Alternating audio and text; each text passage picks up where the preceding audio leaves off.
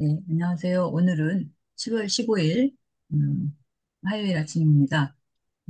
내비게이션 기억법 강원도 지역 공부해 보도록 하겠습니다. 지난 시간에 그 고성 양구 여기 해당되는 지역의 히스테크하고 그런 것들 쭉 이야기를 다 하지는 못했고 여기 14, 13 거지랑 등대 뭐 이런 테디베어 박물관까지 얘기했던 것 같아요. 그 유래를.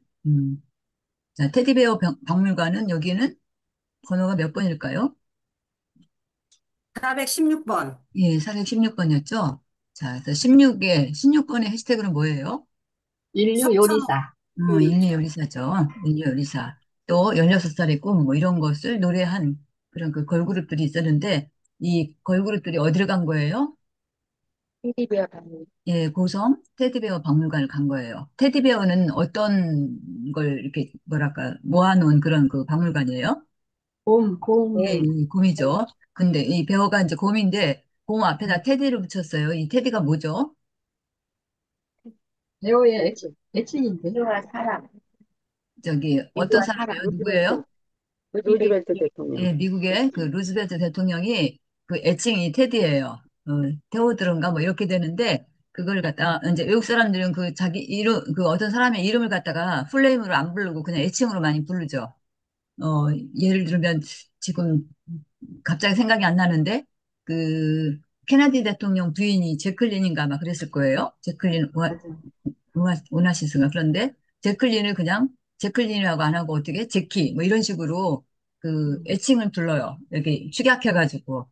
그래서 음. 그 루즈벨트 대통령도 그 테오드르 루즈벨트 뭐 이러는데 그 테오드르 이거를 갖다가 약그 테디는 그냥, 애칭으로 테디 뭐 이렇게 주디 뭐 럭키 뭐 이런 것도 있을 수 있고 하여튼 그 데디 뭐 데디는 이제 아빠란 뜻도 저기 하지만 데니 뭐 이렇게 해서 그 애칭을 사용하는데 그 애칭 그 루즈벨트 대통령의 그 애칭이라고 그래요. 그래서 그 루즈벨트 대통령이 미국 전역을 이렇게 순회하면서 1908년도인가 이때인데 그 곰사냥을 그때만 해도 굉장히 지금 우리 치자면은 100년도 넘은 그 100년 전의 일이니까 100년도 더 넘게 저기죠. 그러니까 상당히 우리 지금 사는 세상하고는 원시적인 그런 세상이라고 봐야 될 것 같아요. 그래서 곰사냥을 나가는데 이제 대통령한테 이제 아부를 한 거죠. 잘 보이기 위해서.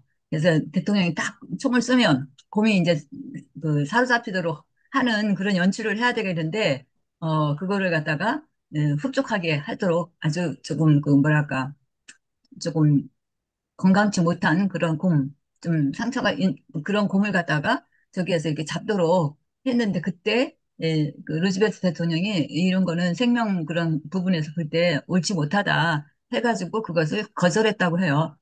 그래서 이제 그런 일화를 듣고 그 지역에 사는 그 봉제 공장을 운영하는 부부가 있었는데 그 부부가 그 얘기를 듣고 그 인형을 만든 거예요. 그 천으로 이제 봉제 공장이니까 천으로 그 곰 인형을 만들어 가지고 그 이름을 테디라고 이렇게 지어서 이제 판매를 해도 되겠냐 하는 그 허락을 이제 받은 거예요. 그 루즈벨트 대통령한테. 왜냐하면 그 루즈벨트 대통령의 애칭이 테디니까 그렇게 이렇게 써도 좋겠냐 하니까 좋다라고 해서 이제 그것을 상품화 해갖고 이제 팔게 된 거죠. 그런데 그것이 사람들한테 굉장한 그런 그 반향을 불러일으킨 거죠. 그 대통령이 그런 그 생명을 존중하는 그런 마음이 따뜻한 그런 마음들이 사람들한테도 전해지고 또 아무튼 그런 것들이 전해지면서 굉장한 그런 그 선풍적인 인기를 끌게 된 거예요. 그러던 같은 거의 비슷한 시기에 독일에서도 역시 그 장난감 인형 같은 걸 만드는 그곳에서도 이렇게 그 독일도 굉장히 산이 많고 그런 지역이죠. 그러다 보니까 그쪽에서도 이제 그 곰을 이렇게 인형으로 만들어 갖고 판매하는 그런 것들이 이제 그 당시 때 굉장히 선풍적인 인기를 끌었던 것 같아요.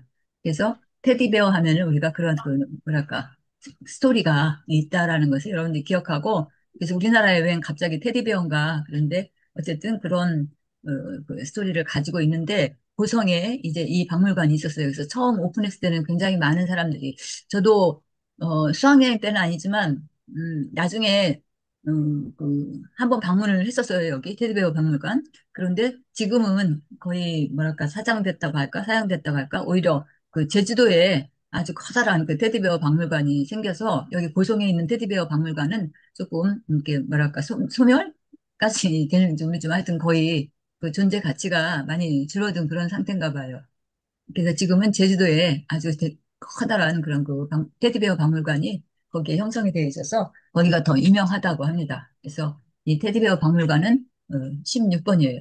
16살이고 이 노래를 부른 그 가수들이 상당히 좋아하는 그런 그 뭐랄까 완구 장난감 뭐라고 보면 좋겠죠. 인형들 좋아하잖아요. 그래서 고성에 있는 테디베어 박물관은 416번이라고 지금 말씀해 주셨어요. 그다음에 417번에서는 학폭이 일어났을 것 같아요. 음. 어딜까요?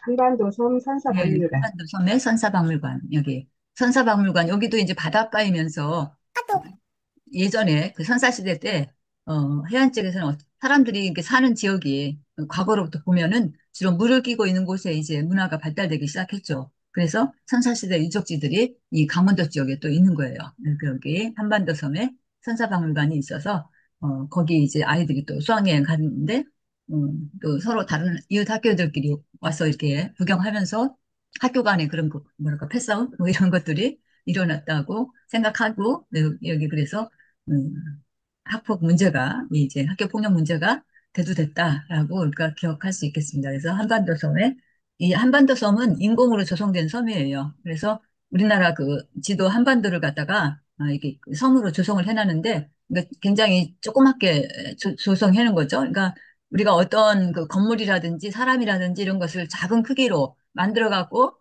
이렇게 사용하고, 또, 이렇게 꾸며놓은 곳이 있어요. 그래서 이렇게 뭔가를 큰 걸 갖다 조그만 규모로 이렇게 만들어 놓은 것을 미니어처라고 하잖아요. 네.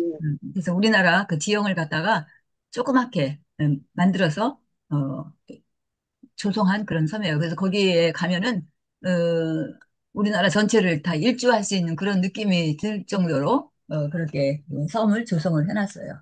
여기에 이제 학생들이 또 수학여행 갔는데 그곳에서 학생들끼리 그런 패싸움 뭐 이런 것들이 일어나서 학폭이 문제가 됐던 거예요. 여기가 17번 지역으로 여러분들 생각하시면 되겠어요. 서울에서는 어디에서 학폭이 일어났을까요? 다락동 시장. 예, 가락동 시장에서 그런 일이 있었어요. 가락동 시장에 외국인 학생들하고 우리나라 학생들하고 공교롭게 같이 이제 보게 돼 있는데 그때 이제 외국인 학생들과 마찰이 생긴 거죠. 그래서 거기에 학폭이 일어났는데 이 내비게이션 기억법 저희 처음에 공부할 때 17번에는 제가 뭐를 얘기했을까요? 미국인 왜? 학생들이 와서 우리나라 소송에서요. 여기 뭐야, 117, 117 국제 학교에서 수송기로. 사고가 났어요. 어, 싸움이 나가지고 예, 예. 그런데 LG 그램으로 결국에 지금 외국인 연락을 외국 해서 학생들이 외국인 나왔어요. 와서 근데 외국 학생들이 다른 나라가 아니고 미국 미국 학생들이에요. 미국 그래서 그때 뭐 얘기를 했었죠? LG 일일구 미국이 그램으로 911 테러. 9.11 테러요? 9.11 테러는 11번하고 관계 있겠죠? LG 그램으로 해서 연락을 했어요. 네, 그래요. 연락을 해서 LG 그램 노트북을 사용을 그쪽에서 했는데 그때 네, 뭐가 출동했어요? 국제 수송기. 117 수송기. 수송기 그쵸. C-17. C-17? 아, 네, C17. 미군 수송기가 등장을 했잖아요. C-17. 네. 뭐랄까, 전투기라고 봐야 되는데, 이런 학생들 싸우면 뭐 전투기까지 등장하라 그러지만, 우리가 스토리를 만들기 위해서 얘기를 했던 거예요. 그래서 가락동 시장에서 그렇게 그 미국 학생들과 우리나라 학생들하고 싸움이 벌어졌는데, 그 신고를 받고 뭐가 출동했다고 그랬어요? C17 미국 네, 맞아요. 수송기가 C-17 수송기가, 미군 수송기가 등장했다고 했었죠. 여기 써 네, 있네요. C-17 네, 미군 수송기. 예. 네. 그래서 이 17을 그렇게 연상을 같이 했었던 거예요. 그러면 강남에선 그런데 강북에서는 어디예요? 인사동. 인사동 네네, 인사동에 또 역시 인사동도 우리나라가 굉장히 전통 그런 거리죠. 그래서 외국인들이 우리나라에 와서 관광할 때 아주 많이 들리는 곳이에요. 기념품도 많이 사고. 그래서 거기서 또 어떤 일이 발생했어요? 인사를 안 해서 싸우고. 인사를 잘 안 한다고 싸움이 일어난 거죠. 학생들끼리. 그래서 인사동인지 모르겠는데 아무튼 인사동이에요. 인사동 뭐랄까 전통 거리. 네, 거기가 117번이에요. 자, 그러면 조금 전에 16번 테디베어 박물관을 했어요. 고성에 테디베어 박물관이 416번이라고 했는데, 네. 강북에서는 어디예요? 헌법재판소? 네, 헌법재판소. 헌법재판소예요. 헌법재판소 하면은, 이제, 지금은 조금 저기 했는데, 한 두 달, 세 달?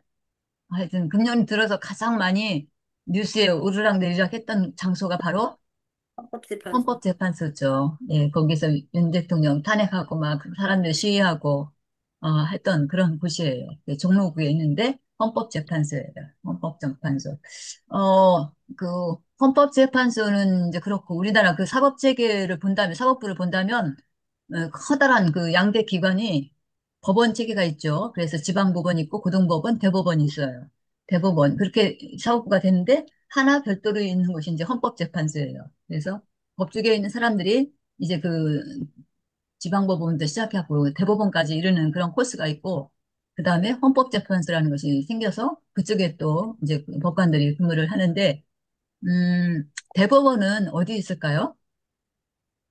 대법원이 헌법재판소는 지금 우리가 말했듯이 강북 종로구에 있어요.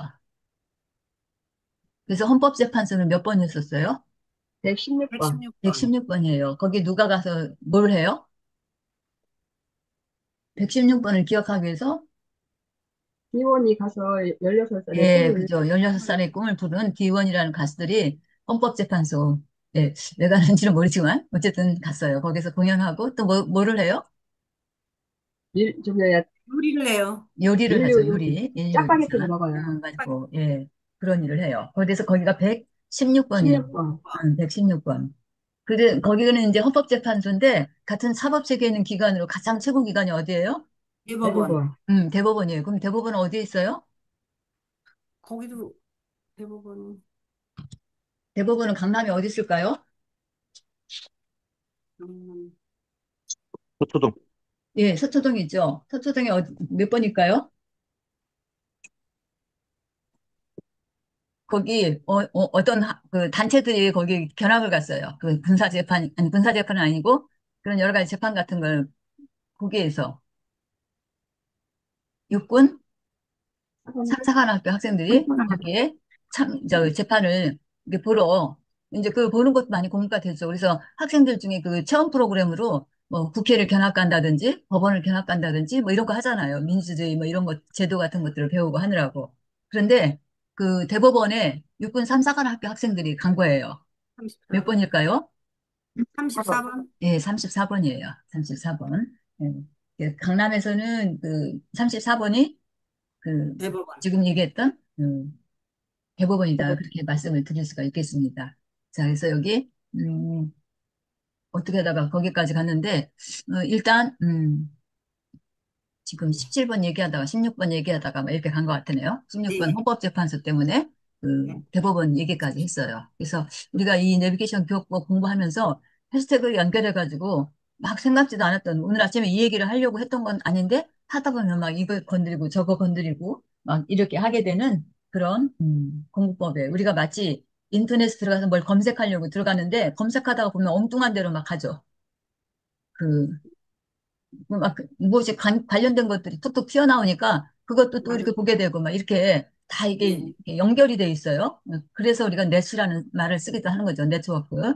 그래서 곳곳이 이제 다 그런 그 망으로 연결돼서 우리가 관련 그 지식들을 공부를 할 수 있는데 과거에 우리가 학교에서 공부하던 방식은 관련 지식들을 이렇게 막 총망라해서 하지 않고 그냥 이렇게 순차적으로 차례대로 공부를 했던 것이 우리 과거의 그 공부 방법이고 또 교수 방법이었었어요. 그런데 이제 이 인터넷 문화가 발전되면서 또 사람들이 사고가 다양화지면서 이런 방법들이 적용이 되는 거죠. 그래서 그런 것들 우리가 뭐 확산적 사고다 이렇게 얘기를 해요. 그냥 차례대로 순서대로 과거에서부터 지금까지 어떻게 됐나 이런 식으로 하는 사고를 수렴적 사고라고 해요.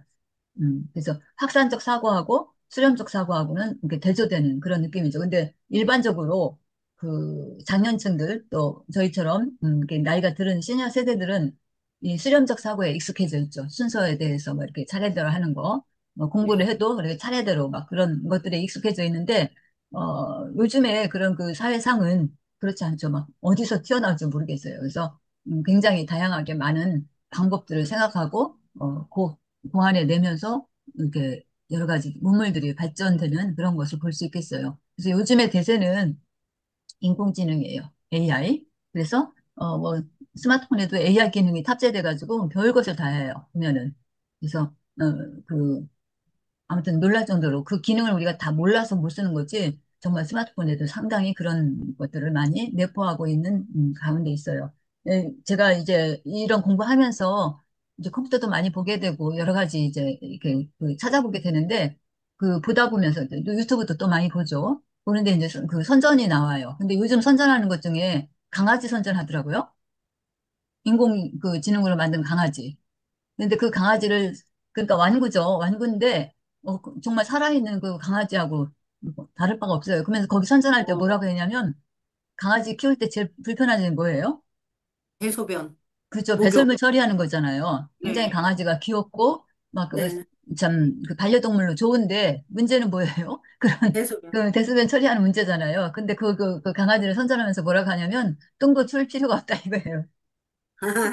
그러니까 똑같이 강아지처럼 생겨가지고 뭐 다 어, 하니까 그런데다가 하나 그런 우물 같은 거 처리할 필요가 없으니까 굉장히 인기 있는 거죠. 특히나 요즘에 자꾸 사람들 줄어들고 이러면서 정말 그 같은 이렇게 공감을 네네. 할 수 있고 정을 나눌 수 있는 그런 뭔가가 필요한데 그러니까 이제 진화돼 갖고 이제 뭐 이제 앞으로 모든 일은 로봇이 다 할 것 같아요. 그 로봇이 모든 걸 다 할 텐데 아무튼 로봇이 다 할 적에도 우리가 그래도 어떤 그 따뜻한 교감 같은 것들을 생각하는데 그런 것들이 이제 인공지능에서는 좀 부족하잖아요.